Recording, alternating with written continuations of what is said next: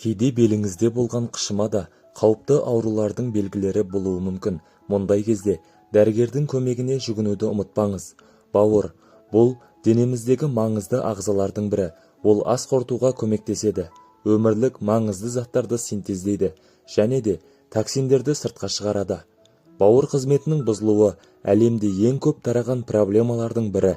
Тек Американың өзінде 30 миллионға жуық адам бауыр ауруларынан зардап шегеді екен. Сіздермен бірге Шипагер арнасы. Біздің еңбегімізді бағалап, арнаға тіркеліп лайк басып, қоңыраушаны басып кетіңіз. Ең маңызды ақпараттарды жіберіп алмас үшін видеоны соңына дейін көруіңізді сұраймын. Сіз естіп білмеген ақпараттың болатынына сенімдімін. Егер сіз үнемі қабырғаңыздың асты ауыратынын сезсеңіз, тездетіп дәрігерге қаралыңыз. Бауырыңыз қатты бүлінген кезде де қатты ауырмайды, себебі оның құрамында ауырсыну рецепторлары жоқ болып саналады. Әдетте ауырсыну немесе шаншу ауру өте қатты асқынған кезде ғана пайда болады. Ондай жағдайда бауырыңыз ісініп, үлкейіп кетеді. Өзін қоршап тұрған капсула қабығына қысым көрсете бастайды. Содан кейін ғана науқас ауырған жерін, яғни ауруды сезіне бастайды. Мұндай кезде өкінішке орай емдеу кеш болуы мүмкін.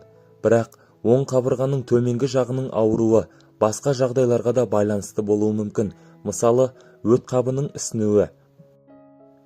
Бауыр ауруының басқа қандай белгілері бар? Бауырыңыз бүлінген кезде бел, іш және оң иығыңыз ауруы мүмкін. Кейде ауырсыну сезімі мүлдем болмайды. Бауыр ауруларының белгілері қандай? Мұқият тыңдаңыз.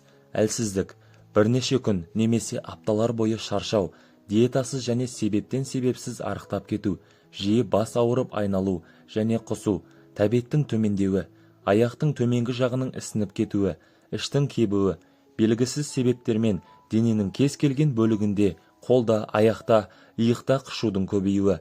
Егер жоғарыда айтылған белгілерден бөлек көз алдының сарғаюы, кіші дәрет түсінің өзгеруі байқалса, дәрігерге тез арада көрінуіңіз қажет. Бауыр не үшін ауырады? Бұл ағзадағы белгілері сыртқа мүлдем байқалмайтын ондаған ауру бар. Солардың ең көп тараған түрлеріне тоқтала кетейік. Вирусты гепатит. Бұл А, В, С, Д гипервирустары. Олардың арасындағы ең қауіптісі В. Ол адам өліміне алып келеді. Ал арасындағы ең әлсіз А түрі болып саналады. Бұл ауру халық арасында сары ауру немесе Боткин ауруы деген атпен таралған. Ол лас қолмен, жуылмаған көкөністер, жеміс-жидектер мен лас су арқылы жұғады. Боткин ауруының бір артықшылығы, ол басқаларға сияқты жасырын емес, бірден байқалады екен. Аурудың алдын алу жолдары бар. А вирусын емдеуге болады, және де емделгеннен кейін бауырдың белгілері қалмайды.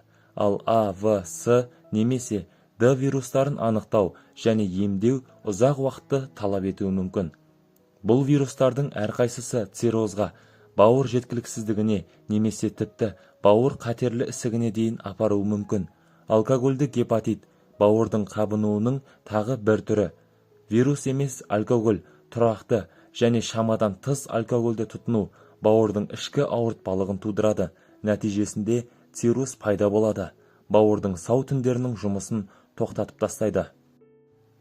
Бауыр ауруының негізгі белгілері.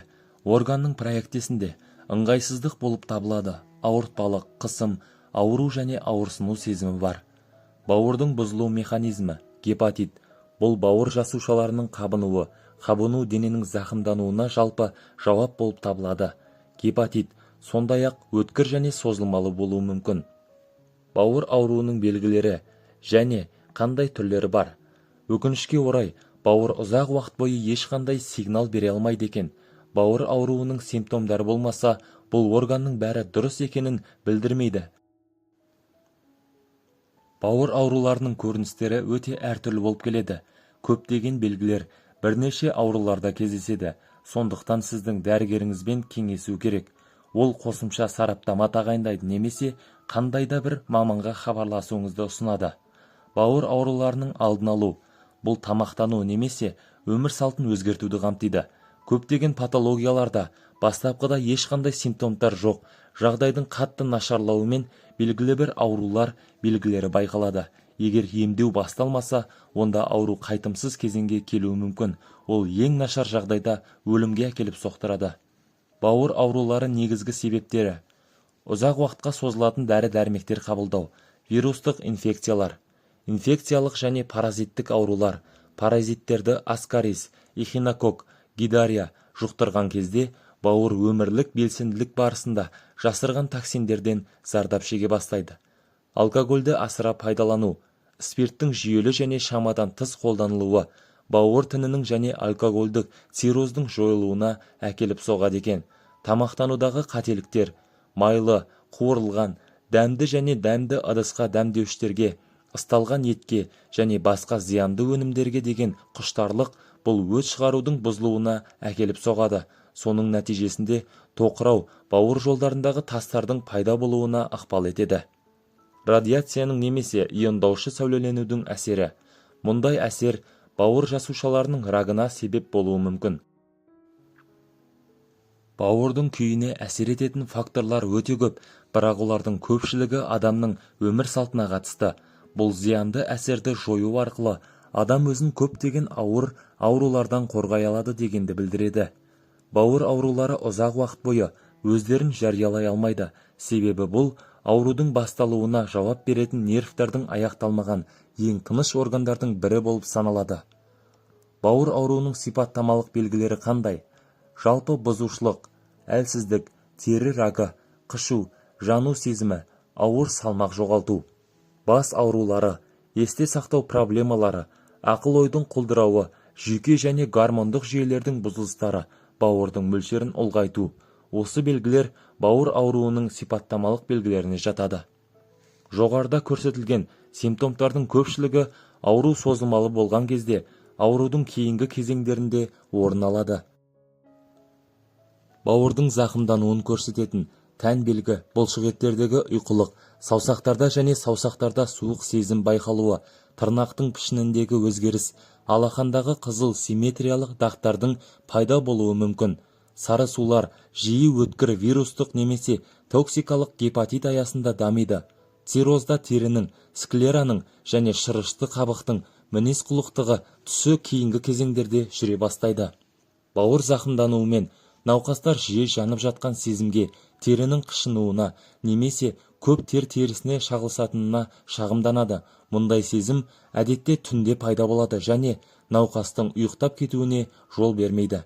Бауыр зақымдануымен теріге тән өзгерістер орын алады. Ол икемділігін жоғалта бастайды. Бозғылт, құрғақ және қышқыл болады. Бет пен аяқ қолдарда аллергиялық көріністерде дерматит, экзема бейімділік байқалады. Бауырмен проблемалар туындаған жағдайда диагнозды айқындау және емдеуді бастау үшін толық тексеруден өтуіңіз қажет. Мұны істеу үшін терапевтке, гепатологқа немесе гастроэнтерологқа баруыңыз керек. Бауыр патологиясын емдеуде ерекше маңызы бар диета. Бауыр аурулары үшін қандай тамақтану керек? Күнделікті мәзірге не жатқызуға болады және не қажет болып табылады? Осы тақырып бойынша ұсыныстарды сіздің дәрігеріңізден және диетологтан алуыңызға болады. Дұрыс таңдалған диета өт қабықшасын және ас қорыту процестерін қалыпқа келтіруге, ауру органға жүктемені азайтуға және оның функцияларын қалпына келтіруге көмектеседі. Терапевтік диетаның негізгі ақуыз, көмірсулар, витаминдер мен микроэлементтер болуы керек. Майдың тұтынылуы минимумға дейін төмендетілуі керек. Тағы да бір маңызды талап тамақ әзірлеу әдісіне қатысты. Қуырылған тағамдарды диетадан толығымен алып тастау керек. Және де сұйықтық көбірек ішіңіз. Пайдалы және жасыл шөп шайды, компот, жеміс сусындар, минералды су дәрігер ұсынысы бойынша қабылдаңыз. Егер сіз паразиттермен жұқтырған өнімді жеп қойсаңыз, симптомдар бірден көрінбейді. Инфекцияның инкубациялық кезеңі бірнеше жылға созылуы мүмкін екен, бірақ проблемалар көбінесе бірнеше аптада көріне бастайды.